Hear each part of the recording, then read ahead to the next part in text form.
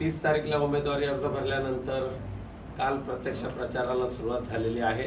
संगमेश्वर तालुक्यातील प्रत्येक जिल्हा परिषद गटनिहाय शिवसेना, भाजप, रासप, रिपाई ह्या महाआघाडीच्या युतीने महायुतीच्या सभा काल पार पाडल्या आणि अत्यंत चांगला असा प्रतिसाद काल या आम्हाला आमच्या प्रचाराच्या दरम्यान आढळून आलेला आहे। त्याच्या दिवशी 2 दिवसापूर्वी एक अपक्ष उमेदवार निलेश राणे यांनी माझ्यावर काही खंबाटाच्या कंपनीच्या अनुषंगाने आरोप केल्याचं माझ्या वाचनात आलेलं आहे। खंबाटा ही मुंबई एअरपोर्टवर आणि दिल्ली एअरपोर्टवर ग्राउंड हँडलिंग करणारी फार जुनी कंपनी आणि या कंपनीमध्ये साधारण 2300 कामगार काम करत होते आणि अशा या ग्राउंड हँडलिंग कंपनी ही आम्ही शिवसेनेच्या भारतीय कामगार सेनेने डुबवली अशा पद्धतीचा आरोप एक निलेश राणे यांनी केल्याचं माझ्या ऐकिवात आलेलं आहे।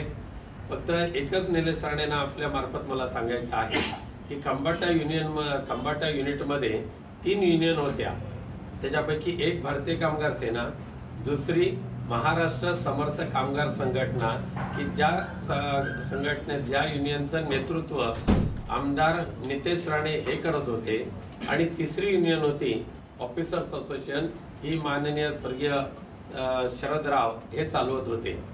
त्यामुळे 2010 ची ॲग्रीमेंट असेल, 2014 ची ॲग्रीमेंट असेल, ह्या दोन्ही ॲग्रीमेंट जशा भारतीय कामगार सेनेने केल्या तसंच त्या ॲग्रीमेंटवर महाराष्ट्र समर्थ कामगार संघटनेच्या वतीने आमदार नितेश राणे यांनी सुद्धा सही केलेली आहे। आटाचा आरोप केवळ भारतीय कामगार सेनेवर लावत असताना महाराष्ट्र समर्थ कामगार संघटना ही सुद्धा अनरेकग्नाइज्ड युनियन जी होती त्यांची सुद्धा जबाबदारी त्यावेळेला होती। त्याचबरोबर खंबाटाचे एम्प्लॉईज कोऑपरेटिव्ह क्रेडिट सोसायटी ही पूर्णपणे महाराष्ट्र समर्थ कामगार संघटनेकडे होती आणि त्या एम्प्लॉईज क्रेडिट सोसायटीमध्ये सुद्धा जवळजवळ 2 ते 2.5 कोटी रुपयाचे कामगारांची देणी जी आहे ती देणी कामगार मागण्यासाठी न्यायालयामध्ये सुद्धा गेलेले आहेत, पण त्या क्रेडिट सोसायटीचं कारभार सुद्धा समर्थ कामगार संघटनेकडे होता। त्यामुळे जी जबाबदारी भारतीय कामगार सेनेची असेल असं जे म्हणतात त्यांनी समर्थ कामगार संघटनेची सुद्धा जबाबदारी होती की नाही ते सांगावं। पण मला समर्थ कामगार संघटनेला याच्यामध्ये दोषी पकडायचं नाही। जी खंबाटा एव्हिएशन जी बंद पडली 2009 पासून ती अत्यंत नुकसानीत चाललेली होती।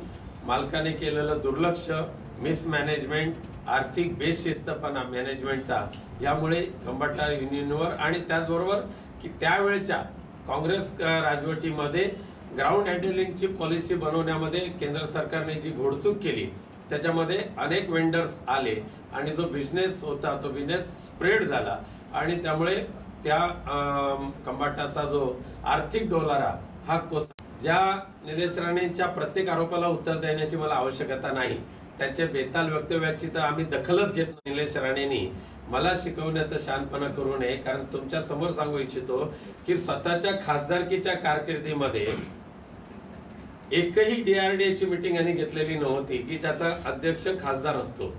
पुन्हा एकदा निलेश राणेंना सांगू इच्छितो की जर वेळ मिळाला आणि तुमचं जर पटत असेल तर आपल्या बंधुराजांशी बोला की जे बंधुराज समर्थ कामगार संघटनेचा कारभार करत होते।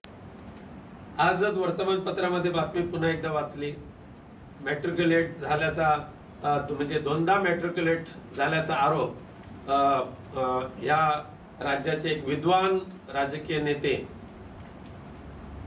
नारायणराव राणे यांनी केलेला आहे। आता मॅट्रिक्युलेट ह्या शब्दाचं स्पेलिंग सुद्धा लिहिता येणार नाही याची मला खात्री आहे, परंतु एक सांगू इच्छितो की आपल्या आयुष्याची अनेक वर्ष इन्कम टॅक्स मध्ये चपराशीची नोकरी करत असताना ज्यांनी घालवली त्या माणसाने सेल टॅक्स मध्ये स्टेनोग्राफीची नोकरी करणाऱ्या विनायक राऊतला त्याच्या शिक्षणाबद्दल विचारण्याची घोडचूक भविष्यामध्ये करू नका। आज तुमचाच जर पंचनामा करायचा झाला तर लोकसभेमध्ये जाऊन तुम्हाला 1 वर्ष झालं, 3 एप्रिलला बरोबर 1 वर्ष झालेलं आहे। या 1 वर्षाच्या कारकिर्दीमध्ये नारायणराव तुम्ही किती वेळा राज्यसभेमध्ये तुमचं तोंड उघडलं तर 0। हा तुम्ही लोकसभेच्या पोर्टलवर जाऊन कोणी बघावं, निलेश राणेंचं तर मी दाखवतच नाही, हे फक्त 19 वेळा 5 वर्षामध्ये, फक्त 19 वेळा, मी 122 वेळा, 123 वेळा.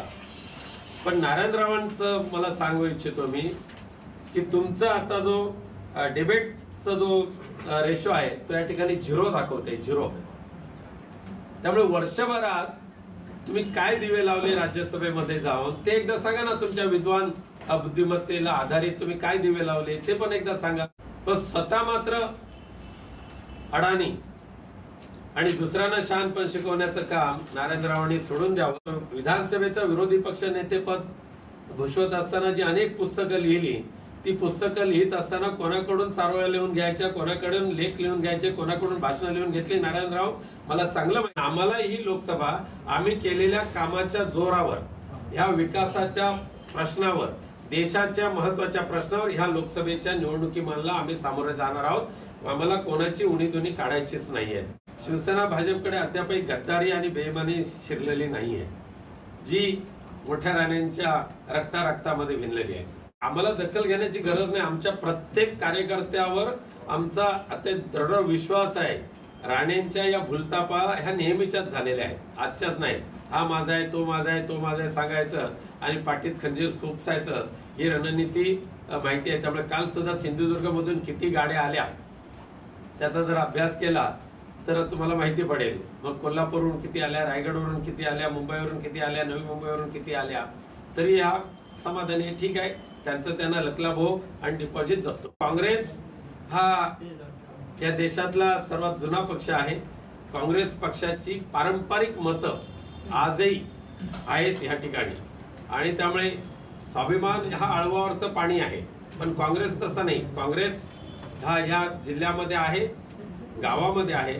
कारण माझी लढाई ही काँग्रेसच्या उमेदवारांबरोबरच असते. ह्या देशाला सक्षम नेतृत्व देण्याची आज आवश्यकता आहे आणि हे सक्षम नेतृत्व एनडीएच्या माध्यमातूनच मिळू शकतं. आणि एनडीएचे आत्ताचे पंतप्रधान पदाचे उमेदवार हे नरेंद्र मोदी आहेतच, की मागच्या वेळेला 5 वर्ष त्यांनी पंतप्रधान झालेले आहेत. त्यामुळे भविष्यामध्ये सुद्धा एनडीएचा पंतप्रधान होईल, मोदी साहेब असतील किंवा एनडीएचा तो निर्णय असेल. सर्वांना धन्यवाद.